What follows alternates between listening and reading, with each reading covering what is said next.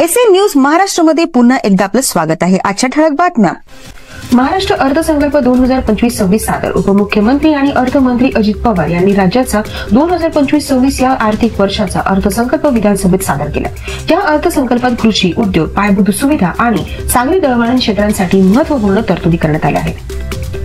सागरी दळणवळणात महाराष्ट्र महाशक्ती होणार। अर्थसंकल्पात सागरी दळणवळण वाढवण्यासाठी वाढवण येथे तिसरे विमानतळ उभारणीसह विविध प्रकल्पांची घोषणा करण्यात आली आहे।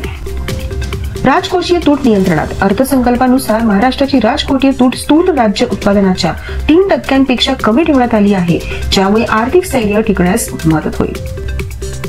महिला सक्षमीकरणासाठी माझी लाडकी बहीण योजना या अंतर्गत महिलांना आर्थिक मदत देण्याची तरतुदी करण्यात आली आहे, ज्यामुळे महिलांचे सक्षमीकरण आणि आर्थिक स्थैर्य वाढेल। कृषी क्षेत्रासाठी विशेष तरतूद। अर्थसंकल्पात कृषी आणि संलग्न क्षेत्रांसाठी विविध योजना जाहीर करण्यात आल्या आहेत, ज्यामुळे शेतकऱ्यांचे उत्पादन वाढण्यास मदत होईल। उद्योग आणि पायाभूत सुविधांसाठी भांडवली गुंतवणूक। राज्य सरकारने आगामी 5 वर्षात विविध क्षेत्रात भांडवली गुंतवणूक करण्याचा निर्धार व्यक्त केला आहे, ज्यामुळे औद्योगिक विकासाला चालना मिळेल। वाढवण बंदर प्रकल्पाला मंजुरी। पालघर जिल्ह्यात वाढवण येथे बंदर विकसित करण्यासाठी 76,920 कोटी रुपये खर्चाच्या प्रकल्पाला मंजुरी देण्यात आली आहे, ज्यामुळे सुमारे 300 दशलक्ष मेट्रिक टन वार्षिक माल वाहतूक क्षमता निर्माण होईल। पर्यावरणपूरक ऊर्जा प्रकल्पांना प्रोत्साहन।